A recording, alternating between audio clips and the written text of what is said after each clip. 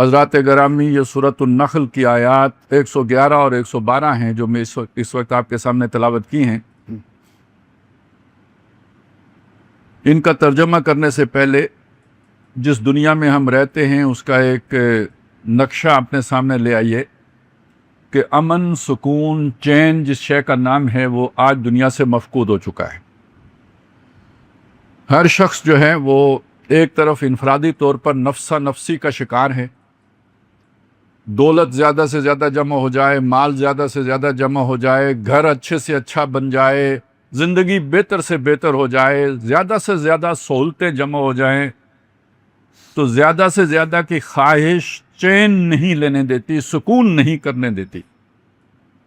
بات یہاں تک پہنچ گئی ہے کہ اب یہ سمجھا جاتا ہے کہ اگر گھر کی عورتیں بھی کام نہیں کریں گی تو ہم زیادہ آسائشیں جمع نہیں کر سکیں گے، لہذا زیادہ سے زیادہ سہولتیں حاصل کرنے کے لیے ضروری ہے کہ خواتین بھی مردوں کے ساتھ ہاتھ بٹائیں۔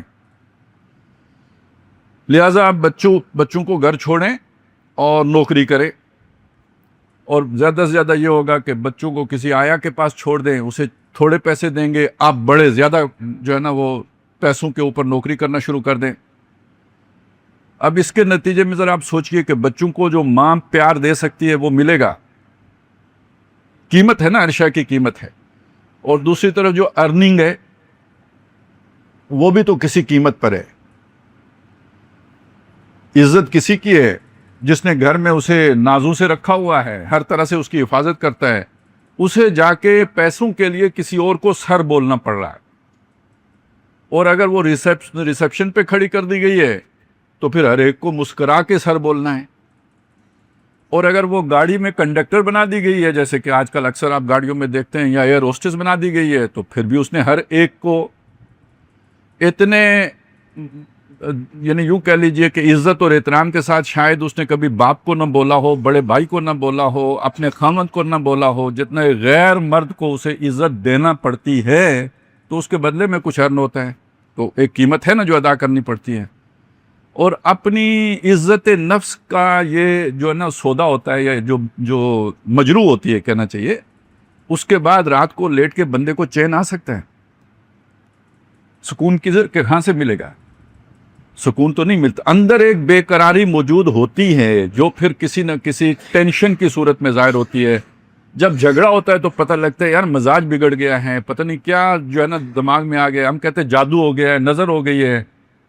تو جب ہم اپنے آپ کو خود مجروح کر لیتے ہیں، ہمیں لگتا ہے کہ ہماری عزت نفس مجروح ہو رہی ہے، اندر ایک جلن پیدا ہوتی ہے جس کا ہمیں پتہ نہیں ہوتا، شعور نہیں ہوتا، وہ پھر کہیں نکلتی ہے۔ اب مولوی صاحب کے پاس جاؤ، تعویذ لکھواؤ، بھائی جادو ہو گیا ہے۔ اب عامل کے پاس جاؤ، پتہ کرو کس حاسد نے جادو کر دیا۔ یہ خود اندر سے جادو ہوا ہے۔ یہ دنیا کی محبت سب سے بڑا جادو ہے، اس سے بڑا جادو اور کیا ہوگا؟ دنیا کو جنت بنا لینے کی خواہش، اس سے بڑا دھوکہ، اس سے بڑا فریب اور کیا ہوگا جو سب کھائے بیٹھے ہوئے ہیں۔ اور یہ جو دنیا کی دوڑ ہے نا، یہ آپس کی محبت کو کھا جاتی ہے۔ اولاد اور والدین کی محبت گئی تو میاں بیوی کی آپس کی محبت بھی گئی، اور پڑوسیوں کی آپس کا تعلق یہ اب تو ہر جگہ پہ کمپٹیشن ہے، میں دوسرے سے آگے بڑھ جاؤں، مقابلہ بازی ہے۔ ایک صورت وہ ہے کہ یؤثرون علی انفسہم ولو کان بہم خصاصہ، خود ضرورت مند ہوں، دوسرے کو ترجیح دیتے ہیں، کہتے ہیں میرا بھائی پانی پی لے، میں پیاسا مر جاؤں خیر ہے، لیکن ایک یہ میرا حق، میرے حقوق، میرا یہ میرا وہ۔ اب اس پہ لڑائی ہوگی یا محبت ہوگی؟ جب آپ اپنا حق دوسرے کو دے دیں اس سے محبت پیدا ہوگی، اور جب آپ کہیں نہیں میرا حق دوسرا کھا گیا، اس سے محبت پیدا ہوگی یا جھگڑا پیدا ہوگا؟ جھگڑا پیدا ہوگا۔ یہ میں نے آپ کو گھر کی مثال دی، ایک گھر کی مثال دی ہے۔ اب آپ سارے بڑے بڑے کاروباری اداروں کو دیکھ لیں، حکومتوں کو دیکھ لیں، سیاسی پارٹیوں کو دیکھ لیں، اور ذرا اس سے اوپر والا جمپ لگا کے ملکوں کو دیکھ لیں۔ ہمارا پانی انڈیا کھا گیا، تو جب انڈیا ہمارا پانی کھائے گا تو ہمارے بازو میں جان ہوگی تو کھانے دیں گے؟ نہیں کھانے دیں گے تو ہوگا کیا؟ جھگڑا۔ امریکہ سمجھتے ہیں تیل ہمارا ہے، عرب سمجھتے ہیں تیل ہمارا ہے، تو ہوگا کیا؟ جھگڑا۔ ایران کہے گا ہرمز ہماری، دنیا کہے گی ہم سب کی، ہوگا کیا؟ جھگڑا۔ تو پوری دنیا میں جھگڑا ہے یا نہیں ہے؟ اور ہے کیوں؟ میرا حق یا تیرا حق، لڑائی اس پر ہے۔ یہ وہ چیزیں سمجھ لیجئے، جب تک انسان کی سوچ نہیں بدلے گی کہ میں دنیا میں آیا ہوں امتحان کے لیے، یہاں کی نعمتیں ازلی نہیں ہیں، ہمیشگی کے لیے نہیں ہیں، جو ہے وہ بھی امتحان کے لیے، جو نہیں وہ بھی امتحان کے لیے، امن نہیں آ سکتا۔ سوچ بدلے گی تو امن آئے گا، اس کے بغیر امن نہیں آ سکتا۔ یہ آیت نمبر 111 یہی بتا رہی ہے۔ ظالمو، یہی زندگی نہیں ہے، اس کے بعد ایک دن آنا ہے۔ یوم تاتی کل نفس، جس دن آئے گی ہر جان، تجادل عن نفسہا، اپنے ہی لیے جھگڑا کرتے۔ اس دن کسی اور کی فکر نہیں ہوگی کس کے پاس کیا ہے، کس نے کھا لیا، کس نے پی، اس کی نہیں فکر۔ اس دن یہ فکر ہے میں کدھر ہوں، میری جان بخشی ہو جائے، میں بچ جاؤں۔ اے اللہ، یہ یوں ہے، اس طرح ہے، میں نے یہ اس لیے کیا، میں نے وہ اس لیے کیا، میری معافی، مجھے جو ہے گنجائش دے دیجئے۔ ان نفس سے، ہاں، صرف اپنی لڑائی لڑ رہا ہوگا، کسی دوسرے کی فکر نہیں ہوگی۔ دیکھیں نا، آج اگر ہم یوں ہی سوچنا شروع کر دیں اپنے لیے، باقی چھوڑیں، بھائی میرا کس نے کھا لیا اس سے اللہ پوچھے گا، جو مجھے مل گیا میں نے اس کا حق ادا کرنا ہے، یوں اگر آج سوچنا شروع کر دیں، مسئلہ ہی حل ہو جائے گا۔ یہ سوچ آج کسی کی بھی نہیں ہے۔ آج کوئی اپنے فرائض ادا کرنے کے لیے تیار نہیں ہے، وہ کہتے دوسرے نے میرے حقوق ادا کیے ہیں یا نہیں کیے۔ بیوی کو یہ احساس نہیں ہے کہ میرے اوپر خاوند کی کیا ذمہ داریاں، اسے یہ ہے کہ خاوند نے مجھے کیا دینا ہے جو اس نے نہیں دیا۔ پڑوسن کا خاوند اس کے ساتھ جو ہے نا کتنی بار اسے ٹرپ پہ لے کے جاتا ہے، سیر کراتا ہے، میرا یہ نکھٹو جو ہے نا 2 وقت کی روٹی اس سے نہیں بنتی۔ اب یہ کمپیریزن ہو رہا ہے، اسی پہ جھگڑا ہو رہا ہے۔ بھائی میں نے یہاں دن پاس کرنے ہیں، امتحان میں کامیاب ہونا ہے، اللہ کے سامنے پیش ہونا ہے، صابر اور شاکر ہوتے ہوئے۔ جو نعمتیں مل گئیں اس پر شکر کرنا ہے، جو نہیں ملا اس پر صبر کرنا ہے، یہ میری کامیابی ہے۔ تو اس دن کوئی یہ نہیں کہے گا کہ کس نے کس کے حقوق کا کیا معاملہ کیا۔ اس دن اس ہر ایک کو یہ فکر ہوگی کہ میری جان چھوٹ جائے۔ یوم تاتی کل نفس تجادل عن نفسہا وتوفی کل نفس ما عملت، اور ہر جان کو پورا بدلہ دے دیا جائے گا جو اس نے عمل کیا ہوگا۔ کسی کا حق مارا ہے اس کا بدلہ مل جائے گا، اللہ کا حق مارا ہے اس کا بدلہ مل جائے گا، اللہ کا حق پورا کیا ہے اس کا بدلہ مل جائے گا، اور انسانوں کے معاملات کو درست رکھنے کے لیے ان کے حقوق ادا کیے ہیں اس کا بدلہ مل جائے گا۔ سوچ یہ بن جائے گی تو بندہ یہ نہیں دیکھے گا کہ کس نے میرا حق مارا ہے، یہ دیکھے گا میں کسی کا حق نہ مارنے والا ہو جاؤں، کیونکہ کل مجھ سے یہ پوچھا جانا ہے، اور کسی نے میرا حق مارا ہوگا تو وہ تو مجھے مل جانا ہے کل۔ کسی کا میں نے مار لیا تو میں کیسے اسے ادا کروں گا؟ یہ سوچ بن جائے گی۔ نبی صلی اللہ علیہ وسلم نے ایک دفعہ صحابہ اکرام سے پوچھا کہ تمہیں پتہ ہے میری امت کا غریب آدمی کون ہے، مفلس؟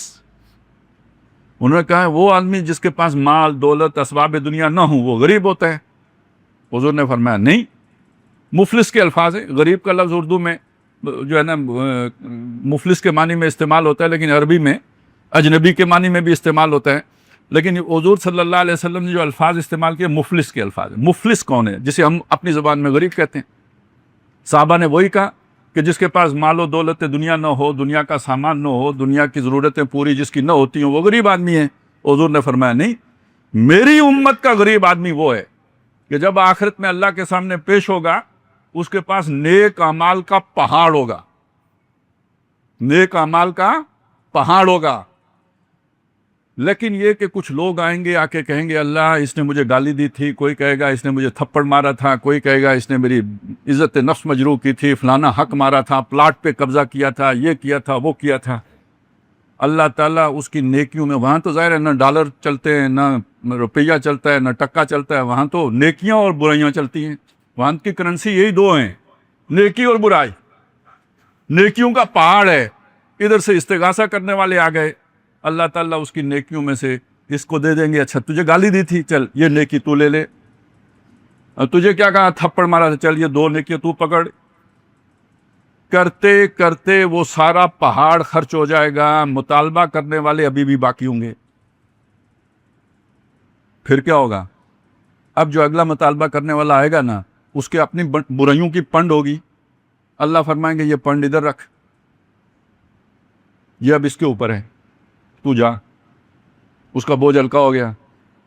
آج آپ نے کسی کا حق مارا ہے، کل اس کا بوجھ ہلکا ہو گیا، اس کا بوجھ ہلکا ہو گیا، وہ پنڈ اس کے اوپر آ گئی جس نے حق مارا تھا۔ کرتے کرتے کرتے جب خلاصی ہوگی، کچہری مکمل ہوئی، تو جتنا نیکیوں کا پہاڑ تھا اتنا برائیوں کا پہاڑ اس کے پیچھے کھڑا ہوگا۔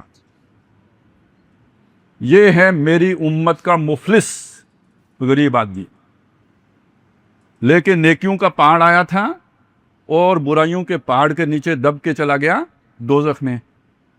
اب دیکھیں، جب یہ اگر ہمارا یقین ہو تو ہماری سوچ دوسرے سے اپنا حق لینے کی ہوگی یا دینے کی ہوگی؟ یہ بات ہے جو قرآن مجید سمجھا رہا ہے۔ دنیا میں سارے فساد کی جو جڑ بنتی ہے حق غصب کرنا اور حق کی لڑائی لڑنا۔ حق غصب کرنا ظلم ہے اور فساد ہے، اور جب آپ حقوق کے لیے اٹھ کھڑے ہوتے ہیں، تحریک منظم کرو اور چلاؤ اور فساد پھیلاؤ، تو پھر ایک اور فساد کھڑا ہو جاتا ہے، امن تو غارت ہو جاتا ہے اس کے نتیجے میں۔ لہذا فرمایا یوم تاتی کل نفس تجادل عن نفسها وتوفی کل نفس ما عملت، ہر جان کو بدلہ دے دیا جائے گا پورا پورا جو اس نے عمل کیا ہوگا۔ وہم لا یظلمون، کسی کے ساتھ زیادتی نہیں کی جائے گی، وہ ظلم نہیں کیے جائیں گے۔ اب یہ جو میں نے آپ کو مثال دی، کوئی ظلم تو نہیں ہوا نا اس کے ساتھ؟ اس نے جو دنیا میں کیا تھا اس کا بدلہ لے کے تو دوزخ کی گھاٹی میں اتر گیا۔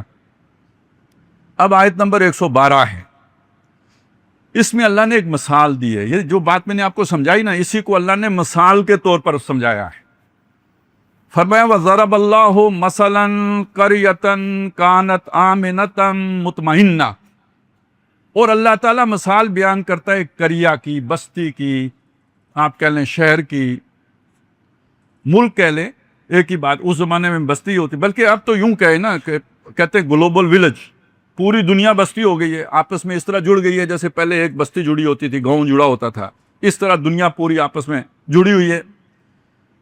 تو اللہ تعالیٰ مثال بیان کرتا ہے ایک بستی کی، قریۃً، قریہ ہیں، بستی ہیں، کانت آمنۃً مطمئنۃً، امن سے بھی تھی، اطمینان سے بھی تھی۔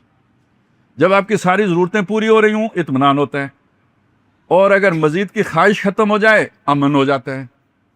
لڑائی ہمیشہ حل میم مزید کے چکر میں ہوتی ہے۔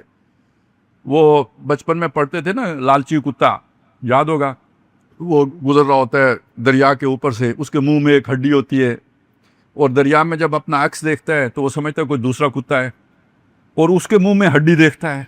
اب اس کے دل میں خواہش پیدا ہوتی ہے کہ وہ ہڈی بھی میں چھین لوں، اور جب اس کو حف کرتا ہے تو اپنی ہڈی بھی دریا میں گر جاتی ہے۔ تو یہ دنیا میں سارے جھگڑے، وہ تیری ہڈی میرے منہ میں آ جائے، اسی چکر میں ہوتے ہیں۔ سورۃ القصص کے آخر میں اللہ تعالیٰ فرماتے ہیں وَتِلْكَ الدَّارُ الْآخِرَةُ نَجْعَلُهَا لِلَّذِينَ لَا يُرِيدُونَ عُلُوًّا فِي الْأَرْضِ وَلَا فَسَادًا، وہ آخرت کا گھر ہم نے رکھا ہی ان لوگوں کے لیے ہے جو دنیا میں دوسروں کے اوپر علو نہیں کرتے، زیادتی نہیں کرتے، سرکشی نہیں کرتے، نہ فساد کرتے ہیں۔ یہ سارا فساد جو ہے نا وہ انسان کو دوزخ میں لے کے جانے والی شے ہے۔ تو آخرت کا گھر ان کے لیے رکھا ہے۔ تو یہ دنیا میں جنت کا مطلب کیا ہے؟ کہ آپ کے اندر مزید کی خواہش نہ ہو، جو ہو اس پہ مطمئن ہو، جو آپ کو میسر ہو، اور وہ آپس میں امن سے ہوں، چین سے ہوں۔ یاتیہا رزقہا رغدم من کل مکان، چلا آتا تھا اس کے پاس اس کا رزق، ضرورتیں کہہ لیجئے، رزق کا مطلب صرف کھانے پینے کی، جو ساری ضرورتیں جو بھی اس کی چاہیے تھی آ رہی تھی، من کل مکان، ہر طرف سے، شمال سے بھی، جنوب سے بھی، مغرب سے بھی، مشرق سے بھی، سر سے، اوپر سے بھی، نیچے سے بھی۔ شمال مغرب آگے پیچھے جو جیتے ہیں، ان سے مطلب یہ ہے کہ جو بھی منڈی ہوتی ہے، کوئی سامان کدھر سے چل کے آ رہا ہوتا ہے، کوئی کہاں سے چل کے آ رہا ہوتا ہے، ایسٹ ویسٹ ٹریڈ کا جو مرکز بن گیا، تو یہ گویا دائیں بائیں آگے پیچھے سے آ گیا۔ اوپر سے بارش برستی ہے، زمین اپنا غلہ نکالتی ہے، تو اوپر سے بھی نیچے سے ہر طرف سے اس کا رزق آ رہا تھا، من کل مکان۔ اب یہاں سے ایک مسئلہ کھڑا ہوا، وہ مسئلہ سمجھ لے۔ فرمایا فَكَفَرَتْ بِأَنْعُمِ اللَّهِ، وہ بستی والوں نے اللہ کی نعمتوں کا کفر کیا۔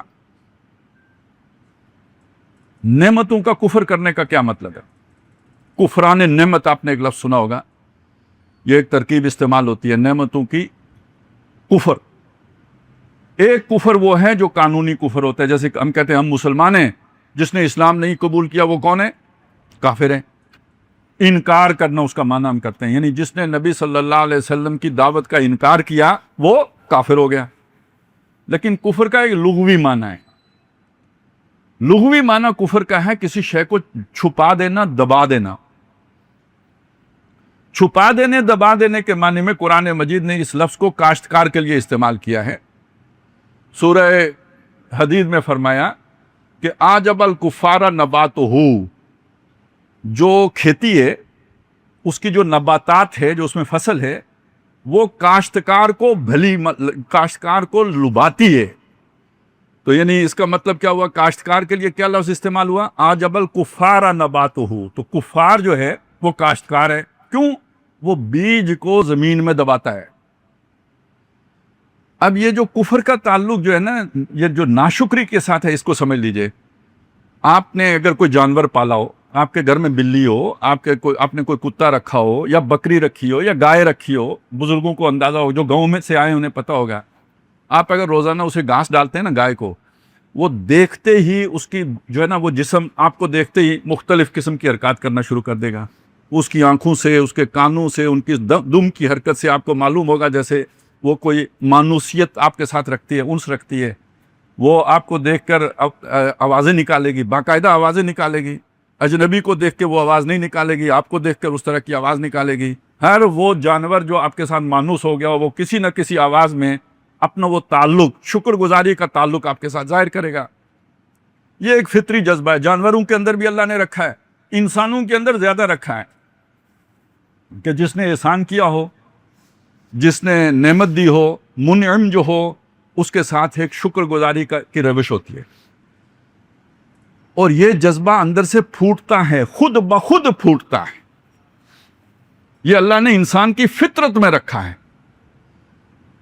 تو وہ شخص کے جو اللہ کے لیے جو جذبہ شکر اندر سے پھوٹتا ہے، اس کی نعمتیں دیکھ کر، اس کے احسانات دیکھ کر، اس کی قدردانی دیکھ کر جو اندر سے شکر کا جذبہ پھوٹتا ہے، اس جذبے کو جو اندر دبا دیتا ہے وہ اصلی کافر ہے، بے شک قانون کی سطح پر مسلمانی کیوں نہ ہو۔ اب ایک قول ہے ہمارے ہاں بہت معروف ہے، کہتے ہیں صوفیہ کہا کرتے تھے، جو دم غافل سو دم کافر۔ کیا مطلب ہوا اس بات؟ جب آپ سانس لیتے ہیں، آپ آکسیجن اندر لے کے جاتے ہیں، وہ آپ کے لیے انرجی کا باعث بنتی ہے یا نہیں؟ تازگی کا باعث بنتی ہے یا نہیں؟ قوت کا باعث بنتی ہے یا نہیں؟ تو جس شے نے آپ کو فائدہ دیا اس کا شکر ادا کرنا چاہیے یا نہیں؟ جب وہ سانس آپ باہر نکالتے ہیں تو آپ کے اندر کی آلائشیں اس سانس کے ساتھ باہر نکلتی ہیں یا نہیں؟ کاربن ڈائی آکسائڈ نکلتی ہے یا نہیں نکلتی؟ وہ اندر رہ جائے تو کتنی نقصان دہ آپ کے لیے۔ ایک سانس گویا دو شکر کا تقاضا کر رہا ہے، ایک آپ کو انرجی دی، دوسرا آپ کی اندر سے جو آلائشیں ہیں وہ باہر نکالنے کا باعث بنا۔ تو اب آپ نے وہ سانس غفلت میں لے لی، تو وہ ناشکری کی سانس ہے یا شکر گزاری کی سانس ہے؟ اگر غفلت ہے تو ناشکری کی۔ اب سمجھ آیا؟ جو دم غافل سو دم کافر۔ تو ہر نعمت کے اوپر ایک شکر واجب ہو گیا یا نہیں ہو گیا؟ تو اللہ تعالیٰ نے جو ہمیں نعمتیں دی ہیں اور بے شمار دی ہیں، وَإِن تَعُدُّوا نِعْمَتَ اللَّهِ لَا تُحْصُوهَا، اگر تم اللہ کی نعمتوں کو شمار کرنا چاہو گن نہ سکو، اتنی نعمتیں اس نے تمہیں دی ہیں۔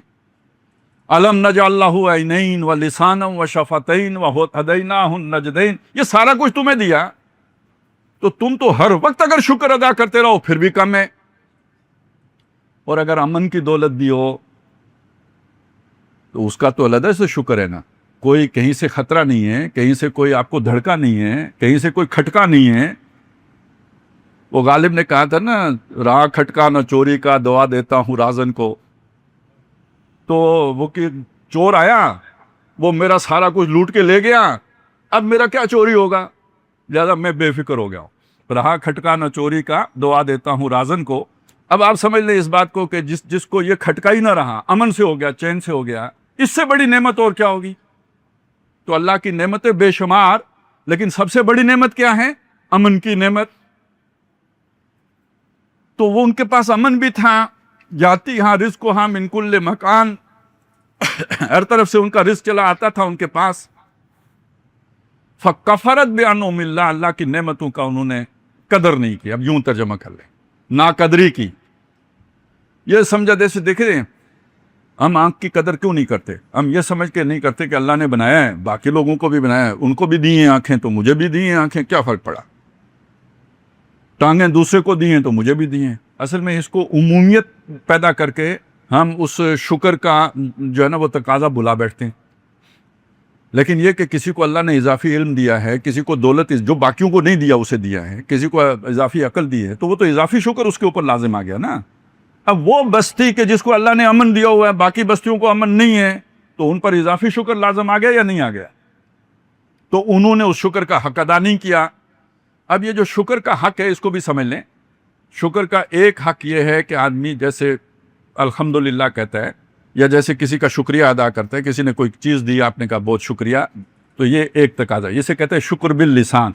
इमाम राग़िब अस्फ़हानी ने 3 दर्जे शुक्र के बयान किए। पहला दर्जा क्या है? शुक्र बिल लिसान। दूसरा दर्जा है शुक्र बिल कल्ब, यानी दिल में भी कदरदानी हो, उसे मोहसन माना गया हो। ये मैंने जो एक मिसाल आपके सामने रखी है कि अब जानवर का भी जो भी है उसके अंदर एक कैफियत है ना, वो ज़बान से तो इज़हार नहीं कर सकता, लेकिन उसकी वो बॉडी लैंग्वेज से पता चल रहा है कि ये जो है ना वो शुक्रगुजार है। इसको जो बयान किया उन्होंने वो है शुक्र बिल जवारे, इंसान के आज़ा और जवारे से उसका हक अदा हो रहा हो। मतलब ये है कि वो जो नेमत जिस मकसद के लिए दी गई है उस मकसद के लिए इस्तेमाल की जाए। यानी आंखें अल्लाह ने देखने के लिए दी हैं तो देखा जाए, और आंखों के शुक्र में से फिर ये भी होगा कि जिन चीज़ों को देखने से अल्लाह ने मना किया है उनको न देखा जाए। जहां अल्लाह ने नज़रें झुकाने का हुक्म दिया है वहां नज़रें झुकाएं जाए। ये शुक्र का तकाजे में आएगा। अब आपको बात समझ में आई ना? अब जिसको अल्लाह ने फ़र्ज़ करें वाफिर दिया, एक चले मैं मिसाल देता हूँ, आपने ये मसला सुना होगा कि अगर आप दरिया के किनारे खड़े होकर वज़ू कर रहे हो वहाँ पे, तब भी इसराफ ना करो, यानी पानी ज़्यादा ना बहाओ। अपने वज़ू में जो है ना वो उतना ही पानी इस्तेमाल करो जितना ज़रूरी होता है। यानी दरिया के पास भी खड़े होके आप फजूल खर्ची ना करें पानी के ज़िमन में। इस पर अब क्यास कर लीजिए, किसी को अल्लाह ने वाफिर दिया है तो फजूल खर्ची ना करो। अल्लाह की उन नेमतों को अय्याशियों में और अल्लू तल्लू में मत उड़ाओ, अपनी ज़रूरत पूरी करो, बाकी अल्लाह की राह में सदका खैरात करो। ये शुक्र होगा ना उसका। यसालूना का माज़ा युनफिकून, नबी आपसे पूछते हैं कितना खर्च करें। सूरह बकरा में आया है, अल्लाह ताला से जवाब दे रहे हैं, कुल लाफ, इनसे कहिए अपनी ज़रूरत पूरी करके जो बाकी बच रहा है सारा खर्च कर दो। इसी तरह नबी सल्लल्लाहु अलैहि वसल्लम का एक वाक़या आता है, सीरत का बहुत शानदार वाक़या। ये आपने बकरी ज़बह की, घर वालों से कहा कि ये बांट दो अल्लाह की राह में, और ख़ुद काम पे चले गए। शाम को वापस आए, पूछा माँ बकिया मिन्हा, वो बकरी में से कुछ बचा? हज़रत आयशा रज़ी अल्लाह ताला अन्हा ने जवाब दिया, माँ बकिया मिन्हा इल्ला कतिफ़ुहा, नहीं बचा कुछ भी, सब खर्च हो गई है, सवाए एक दस्ती के वो बच गई है। हुज़ूर का जवाब सुने, फरमाया बकिया कुल्लुहा इल्ला कतिफ़ुहा, सारी बकरी तो बच गई है सवाए दस्ती के।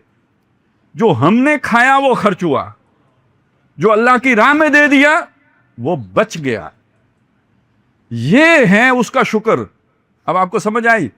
अगर वो सारा मैं अपनी अय्याशियों पे लगा लूं तो शुक्र नहीं अदा किया, उसके बाद अल्हम्दुलिल्लाह बेशक कहूं। तो उन बस्ती वालों ने अल्लाह की उन नेमतों की कदर नहीं की।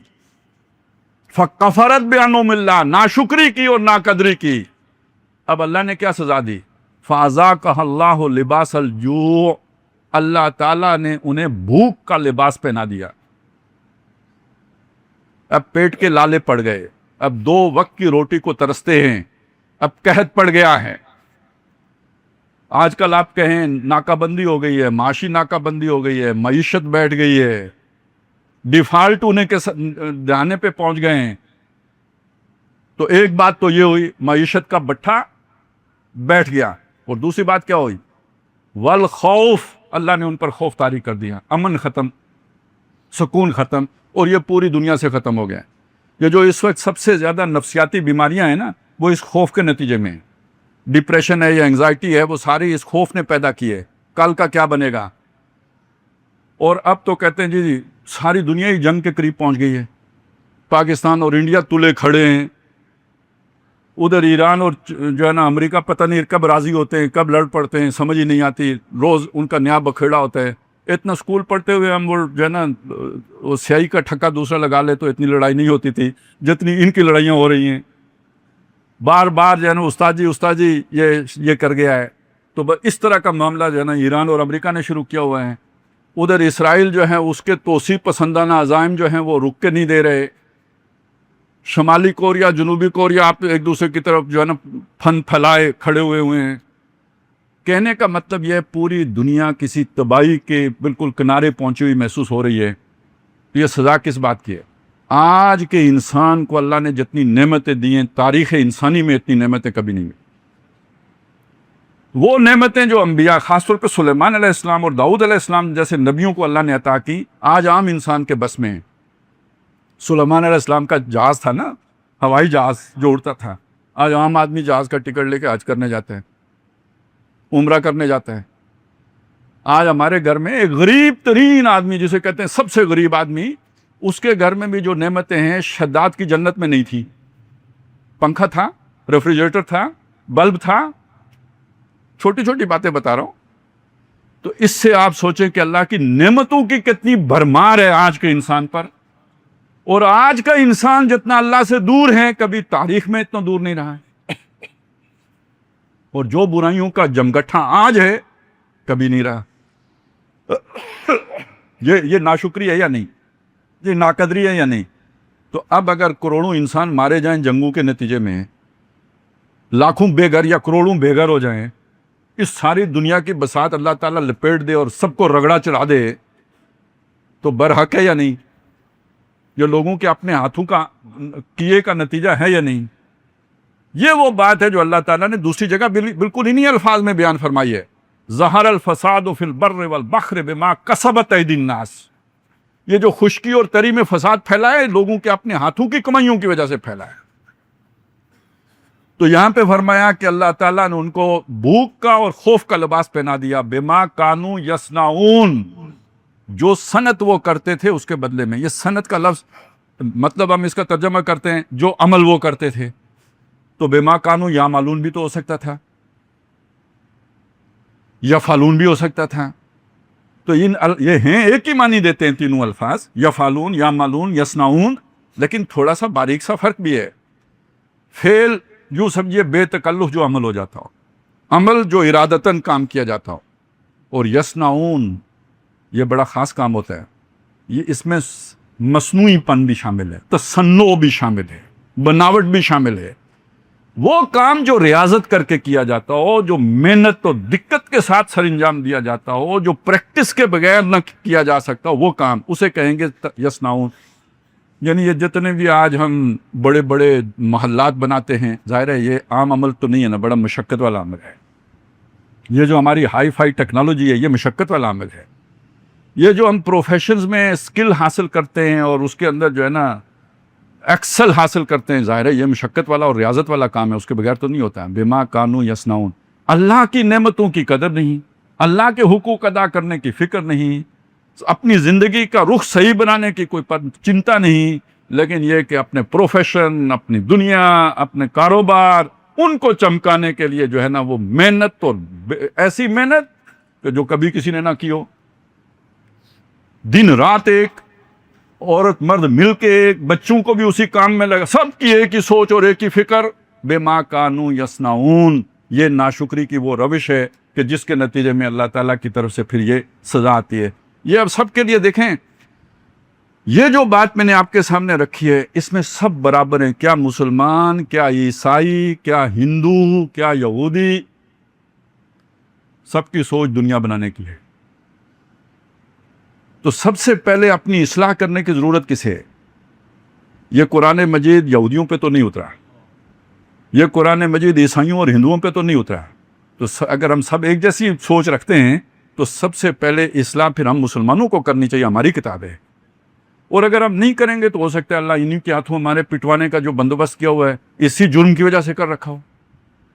تو اللہ تعالیٰ ہمیں، وہ زمانے میں معزز تھے مسلمان ہو کر اور تم خوار ہوئے تارک قرآن ہو کر، تو اللہ تعالیٰ ہمیں اپنی زندگیوں کو قرآن مجید کے مطابق استوار کرنے کی توفیق عطا فرمائے۔ اقول قولی ھذا واستغفر اللہ لی ولکم ولسائر المسلمین والمسلمات.